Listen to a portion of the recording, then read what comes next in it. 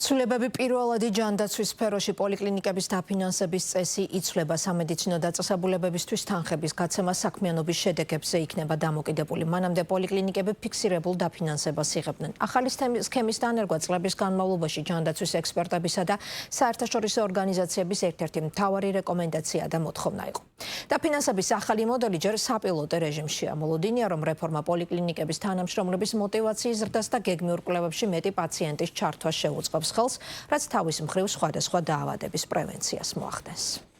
წნევასაც მისინჯავს, ფილტვებსაც უყველაფერს შედის იმ მდგომარეობაში, რომ მე უკვე მოხუცი ვარ და სიცოცხლე მინდა. რეგულარული კვლევები და ექიმთან ხშირი ვიზიტები. ზინა კაპანაძის თქმით, სწორედ ესაა მისი კარგი ჯანმრთელობისა და აქტიური ცხოვრების მთავარი მიზეზი. ამბობს, რომ ჯანმრთელობის პრობლემებს არასდროს ელოდება და გართულებების თავიდან აცილების მიზნით ყველა საჭირო ანალიზსა თუ გამოკვლევას დროულად იტარებს. კვლევებს ყველაფერს ვიტარებ, რასაკვირველია, რკინა შევიმასავქენი, ეხლა ჩავიტარე, ფერსაძეს ჩავიტარე, ის წამლები, რომელიც მეკუთვნის უფასოდ, ყველაფერი მაქვს. დღესაც მე რომ ასე აქტიურად ვარ, არის ქალბატონ შორენას დამსახურება. სამედიცინო დაწესებულებასა და ზინა კაპანაძე დადის ჯანდაცვის სამინისტროს ახალ პროექტშია ჩართული. ეს იმას ნიშნავს, რომ ამ დაწესებულებაში აღრიცხულ პაციენტებს სხვა სტანდარტულ კვლევებთან ერთად დამატებით 2 კვლევისა და 4 ანალიზის ჩატარება შეუძლიათ. სამედიცინო ჰოლდინგი 23 ერთ-ერთია ქვეყნის მასშტაბით მოქმედ იმ 53 დაწესებულებას შორის, რომლებიც აღნიშნულ პროექტში საპილოტო რეჟიმშია ჩართული. 2027 წლიდან კი ეს მოდელი საყოველთაო ჯანდაცვის პროგრამის მონაწილე პირველადი ჯანდაცვის ყველა დაწესებულებაში ამოქმედება. ამისთვის მათ შესაბამისი სტანდარტები უნდა დააკმაყოფილონ და ჯანდაცვის სამინისტროს შეფასება მიიღონ. მათაც აქვთ გარკვეული კითხვები იმის თაობაზე, თუ როგორ უნდა გააგრძელონ, როგორ უნდა აუწყონ ფეხი იმ გაზრდილ მოთხოვნებს, რომელი მოთხოვნებიც წესდება სახელმწიფოს მხრიდან იმისთვის, რომ პაციენტისთვის უფრო მაღალი ხარისხის სერვისი იყოს ხელმისაწვდომი. მეორეს მხრივ მათ აქვთ ბუნებრივია შესაძლებლობა ისაუბრონ საჭიროებებზე, რაში ხედავენ სახელმწიფოს მხრიდან მხარდაჭერის შესაძლებლობებს. სწორ გზას ადგას რეფორმა და ძალიან სწრაფად გვექნება კიდევ მორიგი და შემდგომი შესაძლებლობების გაფართოების მორიგი ტალღები ქართულ ჯანდაცვის სისტემაში. დაწესებულებებს უნდა დაეკმაყოფილებინა წინასწარ გაწერილი კრიტერიუმები, რომელიც მოიცავს ისეთ მაჩვენებლებს, როგორიც არის უწყვეტი სამედიცინო განათლება სამედიცინო პერსონალში, ასევე პირველად ჯანდაცვის გუნდის დაკავება 40 საათი. ამასთან კრიტერიუმებში ასევე გაწერილი არის შიდა აუდიტის მონიტორინგის სისტემა და სხვა მნიშვნელოვანი გარემოებები. პირველადი ჯანდაცვის დაწესებულებები იგივე პოლიკლინიკები ის რგოლია, რომელსაც ადამიანი ჯანმრთელობის პრობლემების შემთხვევაში ან პროფილაქტიკის მიზნით პირველად მიმართავს. აქ ოჯახის ექიმი აფასებს პაციენტის მდგომარეობას, საჭიროების შემთხვევაში ნიშნავს ანალიზებსა და კვლევებს. პაციენტ შესაბამის სპეციალისტთან ამისამართებს და ვაქცინაციასა თუ სხვა პროფილაქტიკური სერვისების მიღებას უზრუნველყოფს. ეს კი იმას ნიშნავს, რომ მომავალში პაციენტის მდგომარეობის გართულების და ჰოსპიტალიზაციის რისკი მცირდება. ჩემ პაციენტებსაც ვეუბნები ხოლმე და მოსახლეობას მოვუწოდებ, რომ იმეგობრეთ ოჯახის ექიმთან აუცილებლად.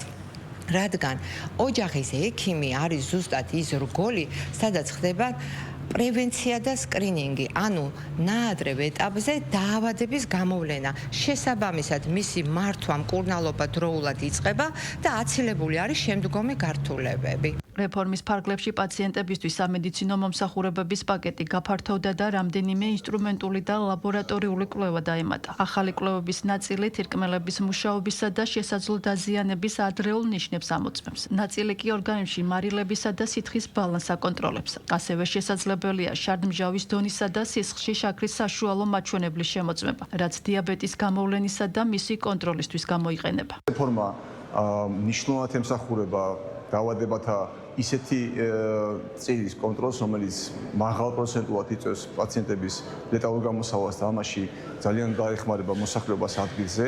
ეს არის კარდიოვასკულური დაავადებების რისკის შემცირება, ეს არის იმ ინფექციური დაავადებების რისკის შემცირება, რომელიც ბავშვებში იწვევს ძალიან რთულ და მძიმე გართულებებს. ამის საშუალებით ჩვენ შევძლებთ, რომ პრევენციულად მოახდინოთ დაავადებების დროული დიაგნოსტიკა, დროული პრევენციული მკურნალობა. წლების განმავლობაში ამ დაწესებულებებში სტანდარტული პაკეტები და ფიქსირებული დაფინანსება მოქმედებდა. იზრდებდა. ახლა კი ორივე კომპონენტი იცვლება. კვლევების დამატების გარდა ძალაში შედის დაფინანსების ახალი სისტემა, რომელიც პაციენტების საჭიროებებს ასაკის მიხედვით განსაზღვრავს. სამედიცინო დაწესებულებებს კი მიღწეული შედეგების მიხედვით აფასებს და აფინანსებს. მაგალითად, თუ პოლიკლინიკა წნევის პრობლემების მქონე პაციენტების ნახევარს მაინც ჩაუტარებს შესაბამის კვლევებს და მიაღწევს ვაქცინაციის კარგ მაჩვენებელს, გაზრდილ დაფინანსებას მიიღებს. ეს კი ექიმების გაზრდილ ხელფასს ნიშნავს. ამიტომაც უჩნდებათ მეტი мотиваცია დაარწმუნონ პაციენტები ექიმთან რეგულარული ვიზიტის, სხვადასხვა კვლევისა თუ აცრის ჩატარების აუცილებლობაში. ერთიანი ტარიფიდან გადავედით ასაკ სპეციფიურ კაპიტაციაზე, რომ